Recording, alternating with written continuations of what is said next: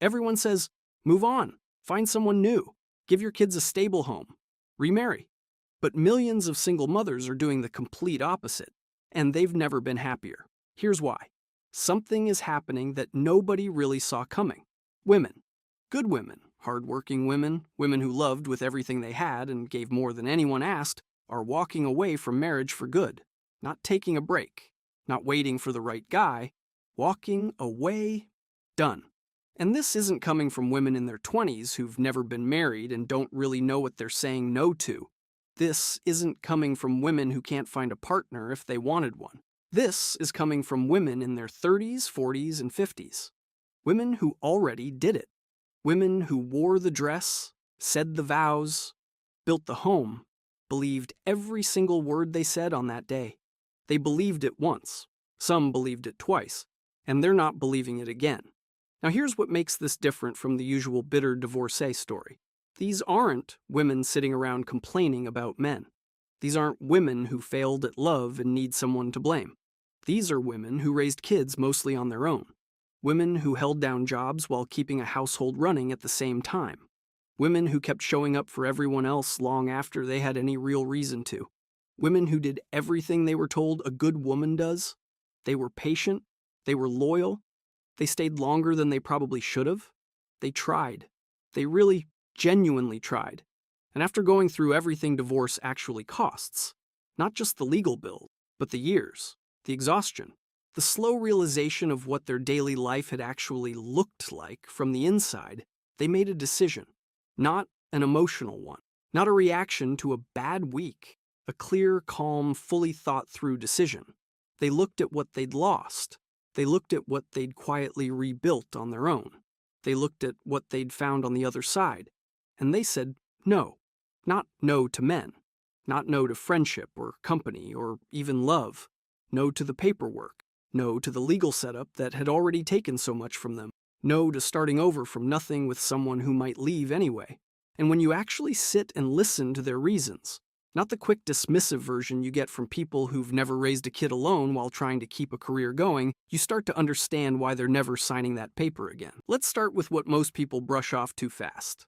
When I started looking into this, I expected to find stories about loneliness or fear. What I kept finding instead were women who had quietly done the math, not on paper, but in their heads, over years, and landed on a conclusion that made complete sense. One woman wrote, I spent 11 years in a marriage that looked totally fine from the outside and was slowly draining me on the inside. When it ended, I realized I had been doing everything, the kids, the house, the money, all the emotional stuff, basically on my own the whole time. And I was legally tied to someone while doing it. Why would I do that again? Another wrote, I'm not against love. I'm against a contract that gives me more to carry and less room to breathe than I already have. Someone else said, I did the math. I was already doing most of the work. Adding a husband didn't make the load lighter the first time around. It made it heavier. And another woman commented, I'm not bitter. I'm just not interested in a legal arrangement that, in my actual real life, made things harder, not easier. These aren't worst-case divorce horror stories. These are women describing what marriage was actually like for them on a normal Tuesday. Not the wedding, not the good vacation. A regular Tuesday. And that matters more than most people want to admit. Because every time someone tries to sell a single mother on remarrying, the pitch is always built around the best version. The love, the help, the partnership, the stability for the kids. Nobody mentions the other version. The one these women already lived. The one where they were doing everything they were doing before, but now also looking after another adult's feelings, another adult's habits, another adult's expectations, all while knowing they'd be the ones to lose the most if the whole thing fell apart again. Now let's talk about what the numbers actually say, because the numbers tell a story most people don't want to hear. The average divorce costs between $15,000 and $30,000 just in legal fees for a simple, clean case. Anything messy goes way higher. Some women describe spending amounts on their divorce that took years to recover from. And that's not counting what the marriage itself cost them while it was falling apart. One woman said, I sat down once and roughly figured out how many hours I spent managing things that were supposed to be shared. Appointments, schedules, bills, the kids, the house, the social plans, the everything. It was basically a second full-time job. Nobody paid me for it. I did it for years. I'm not doing it again. Another shared, after my divorce, my stress dropped so much in the first few months that my doctor actually noticed. My blood pressure came back to normal. I started sleeping. I hadn't slept right in years. My own body was telling me something I'd been ignoring for a long time. And here's where it gets hard to argue with. The numbers on second marriages don't make a great case for trying again. Around 67% of second marriages end in divorce. That's 2 out of 3. Worse odds than the first time around. Third marriages, about 73% end in divorce. The chances don't get better just because you've been through it before. They get worse. Sit with that for a second. These are people who went in the second time knowing more, being more careful, watching for the signs. And still, 2 out of 3 don't last. So when a woman in her 40s quietly decides she's done with marriage, her thinking is completely sound. I already paid a huge price. I paid it in money, in time, in energy, in years of my life. The chances of it going better the second time are actually lower than the first. I have less time to start over if it goes wrong again. And from everything I actually lived through, being married didn't make my life easier. It made it harder in ways no one ever told me about. Given all of that, the real question isn't why won't she remarry? The real question is, why on earth would she?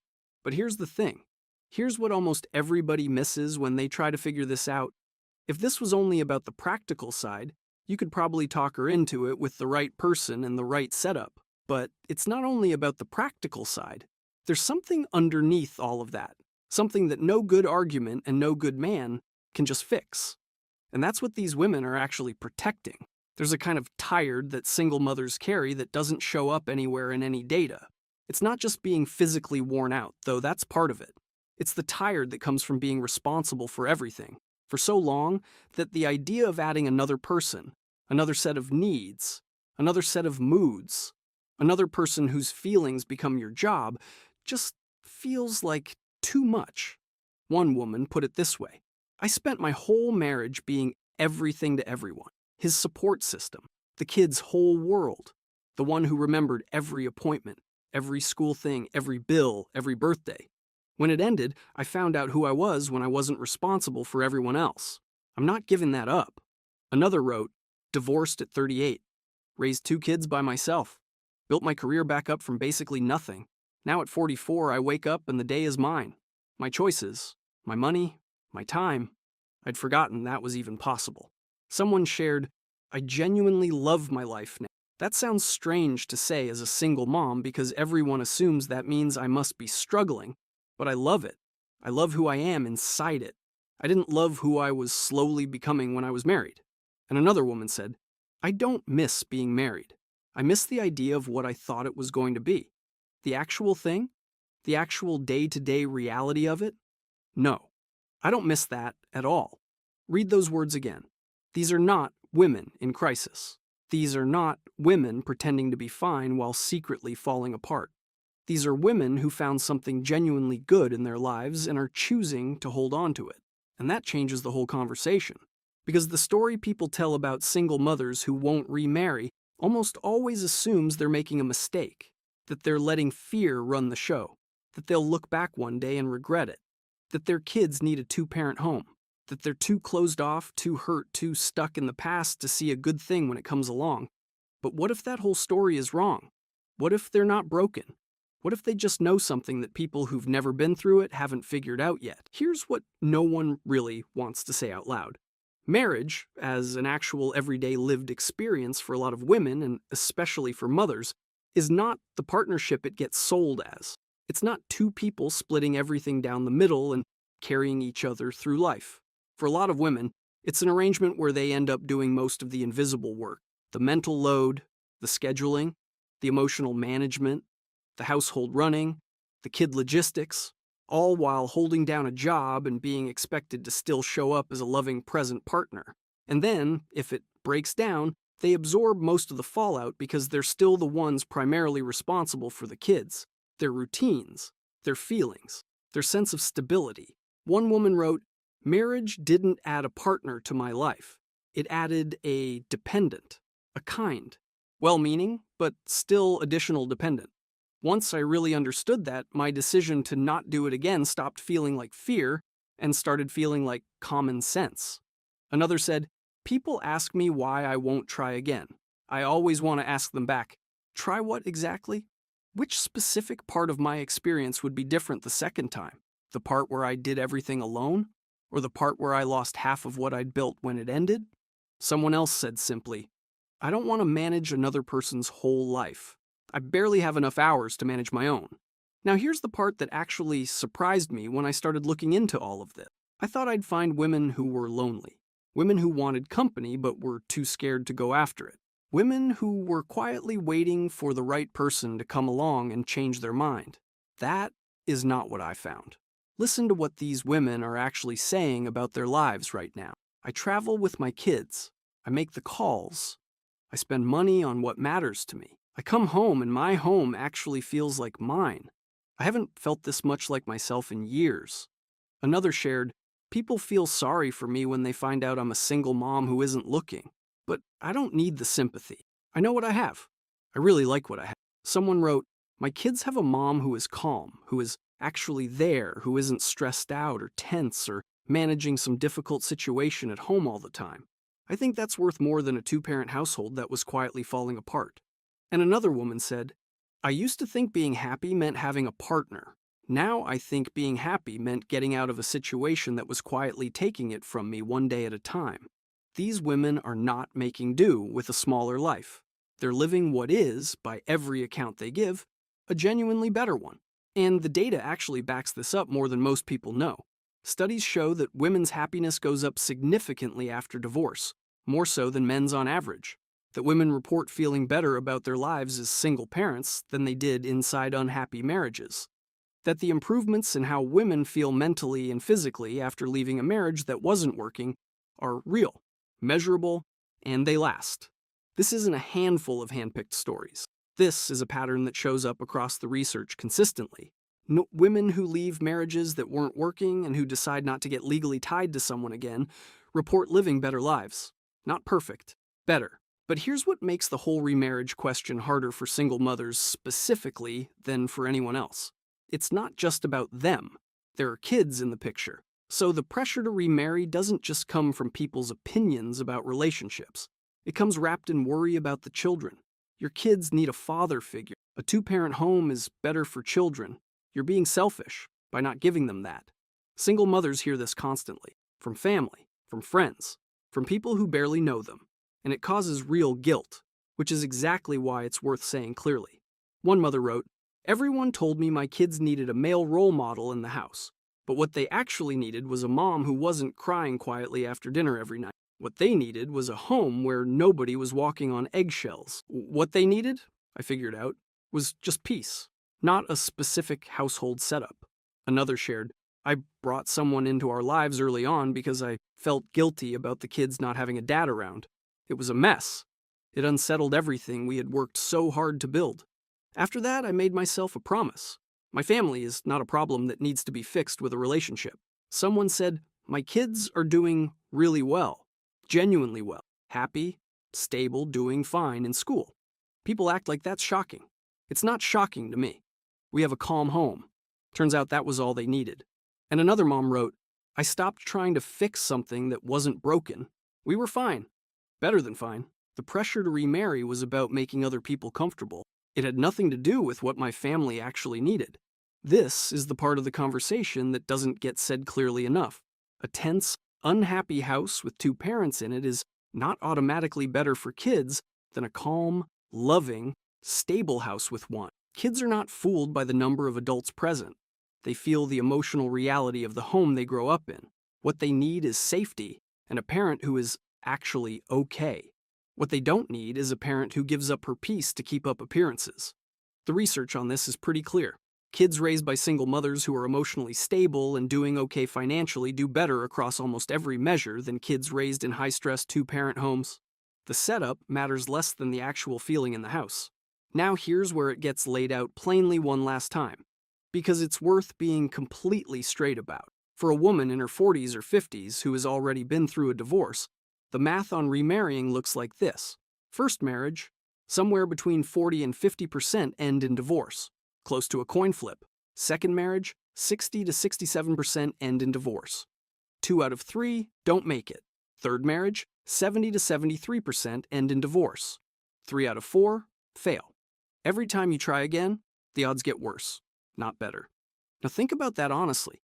Would you put your entire savings into something that had a 1 in 3 chance of working out? Would any sensible person look at those numbers and say, yes, let's bet everything on this? That's what remarrying looks like for a woman in her 50s who has already started over once. It's betting everything she rebuilt, everything she fought to get back, on odds that are stacked against her. And when you're 35, losing half of what you have in a divorce is painful, but you have time. You have years ahead of you. You can get it back. When you're 50 and you lose half of what you've rebuilt, that might genuinely be it. That might be the retirement that doesn't happen. That might be the security that disappears. That might be everything you were planning to leave your kids. Gone. The stakes are higher than they've ever been. The time to recover is shorter than it's ever been. There is no margin left for getting it wrong again. One woman said it in a way that stuck with me. Divorce isn't just losing a marriage. It's losing the life you thought you were building. The house, the savings, the plans, the future you had in your head. All of it. And I did that already. I'm not doing it again. She's right, because it's not just money. It's everything that money represents. The years you worked, the things you went without, the sacrifices you made quietly and without complaint. All of that can be decided by a process that doesn't know you, doesn't care about what you gave up, and is just following a set of rules. So these women are doing what any reasonable person does when they've already lost a bad bet once. They're walking away from the table. Not because they're scared, not because they're angry, not because they've given up on people, because they did the math. They felt what it cost.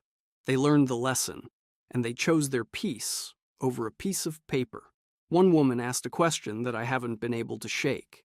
Why would I hand over everything I rebuilt to a system that doesn't protect me inside a structure that, in my actual experience, took more from me than it gave? That's not bitterness. That's not damage. That's a woman who paid attention to her own life and drew a completely reasonable conclusion from it. So what are these women actually doing instead? They're living. Really living. Maybe for the first time. They're raising their kids in calm homes. They're building careers on their own terms. They're spending their money the way they choose. They're traveling, they're sleeping, they're making friends. They're finding out who they are outside of being someone's wife and someone's everything. And many of them still date. Still have people in their lives, still have warmth and connection and companionship. They just have no interest in the legal contract because they worked out something that took them years to see. You can have real love without putting everything you have at risk. You can have someone in your life without signing something that could one day cost you everything. You can be close to people without making yourself completely vulnerable to losing what you spent years rebuilding alone. One woman wrote, "Freedom, real freedom, is better than a ring. Every single time." And she means it. Not because she's given up, because she knows what she has now. She's not waiting to be rescued. She's not lonely and pretending she's fine. She genuinely loves her life. She built it herself. It fits her. It's hers.